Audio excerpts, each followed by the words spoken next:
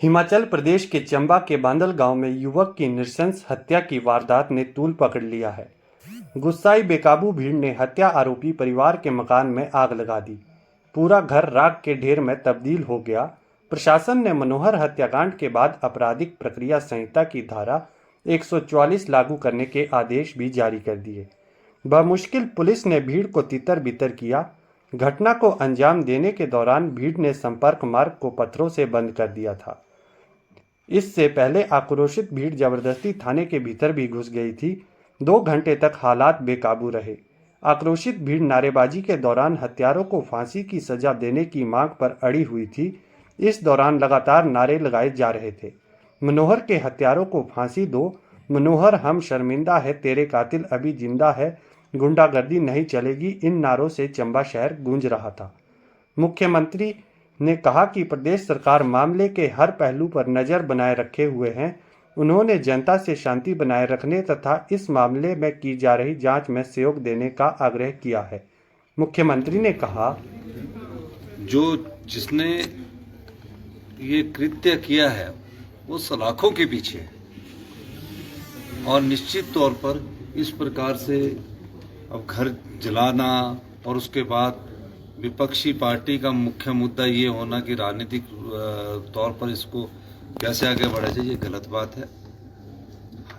हमें हिमाचल प्रदेश की जनता ने सभी समुदायों की सुरक्षा और उनके माल हानि का जिम्मा दिया है और ये हमारा दायित्व भी बनता है। मेरी सभी जो वहाँ हैं हमारे, उनसे मेरा अनुरोध है कि आपके कुछ कहना है, सरकार यहाँ है, जो आप कहेंगे उन मांगों को हम मानने को तैयार है।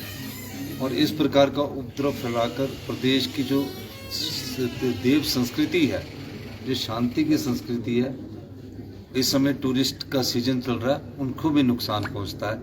मैं इसी सभी लोगों से वहाँ के अनुरोध भी करना चाहता हूँ, अगर आपको और कुछ नज़र आता है हम वो भी करने को तैयार है।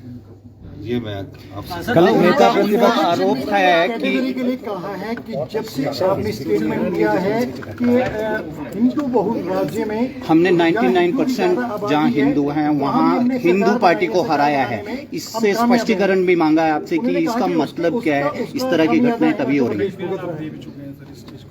नहीं, हमारी एक संस्कृति है, यहाँ जो माइनॉरिटी है बहुत कम है, उसकी सुरक्षा करना भी हमारे राज्य का दायित्व बनता है।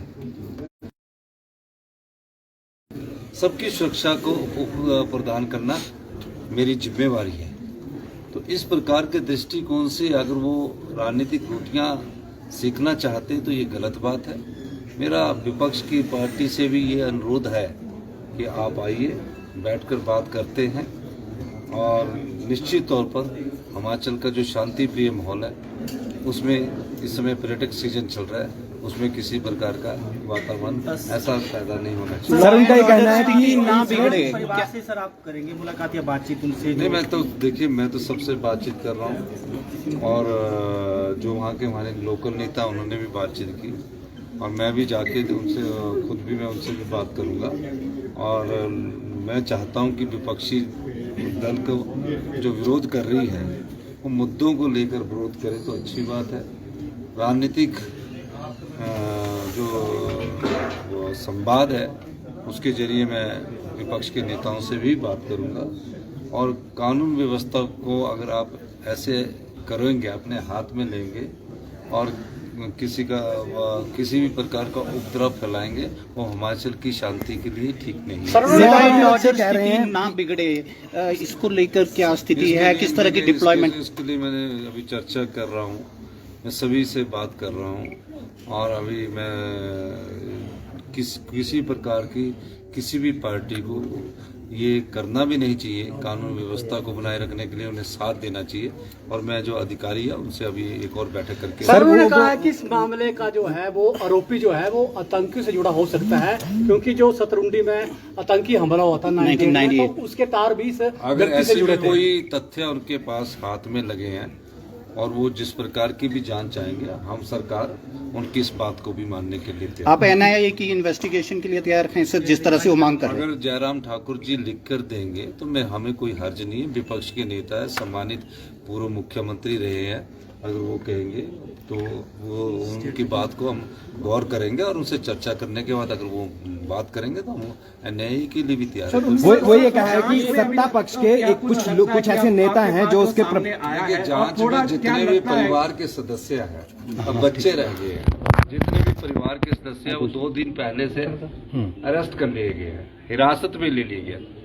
उसके बाद भारतीय जनता पार्टी के युवा मोर्चा के अध्यक्ष वहाँ जाते हैं और ये काम करते हैं, तो हम उनसे भी अनुरोध करेंगे कि इस प्रकार की वातावरण हिमाचल प्रदेश में पहले से। जयराम ठाकुर सर ये आरोप लगा रहे हैं कि सत्ता पक्ष के कुछ नेता हैं वो उसका संरक्षण जो है उनका और मामले को दबाने का प्रयास कर रहे हैं। अगर कोई भी ऐसी बात आती है, हमारी सरकार जिसने ये दर्दनाक कृत्य किया उनको जेल में के सलाखों के पीछे भेज दिया है, और इस प्रकार का कोई भी कृत्य, ये तो 2 दिन बाद उठ रहा है, हमारी सरकार ने तो तुरंत कार्रवाई की है। अब इसमें राजनीति हो रही है। मैं चाहता हूं कि इन प्रकार की वारदातों में राजनीति नहीं होनी चाहिए। जांच भी प्रभावित हो रही है क्या इससे कि थोड़ा जांच सरकार ने कहा है पूरी जांच होगी, कोई जांच प्रभावित नहीं होगी। जो जिन्होंने उनको मारा है उन्होंने पुलिस की हिरासत में सब है। अगर कोई और उनके पास क्लू है तो मुझे बताइए, हम उनको भी हिरासत में ले लेंगे। हमारे हिसाब से जितने हमने मारे हैं उनको हमने क्लू ले लिया, और इसको राजनीतिक रंग देना ठीक नहीं। माहौल ना बिगड़े, आप जाएंगे सर? पीड़ित परिवार से मिलने जाएंगे आप? सांप्रदायिक रंग देने की कोशिश कर रहे नहीं, हैं। हिमाचल प्रदेश में वैसे सांप्रदायिक रंग इसलिए नहीं हो सकता क्योंकि यहाँ अधिकांश लोग जो है वो हिंदुत्व में विश्वास रखते हैं, तो इसलिए कोई सांप्रदायिक दूसरी संप्रदाय तो थोड़ा सा है, थोड़े बहुत मामूली से हैं। 2-3% दूसरे संप्रदाय है जिसमें सब लोग आते हैं, उनको डराना धमकाना, उनको करना, वो कोई इस प्रकार के रंग से आगे बढ़ने वाले नहीं है। हमें मुद्दों के साथ से बात करनी चाहिए, प्रदेश के हालात पर बात करनी चाहिए, और जो भी विपक्षी भारतीय जनता पार्टी, मुझे नहीं लगता कि इस प्रकार से किसी राजनीतिक लाभ उनको मिलेगा। उन्हें बैठ के बात करनी, अगर एनआईए की चाहते हैं, सीबीआई चाहते हैं, हम सब प्रकार से खुले मन से विचार करने को तैयार हैं। Thank you sir.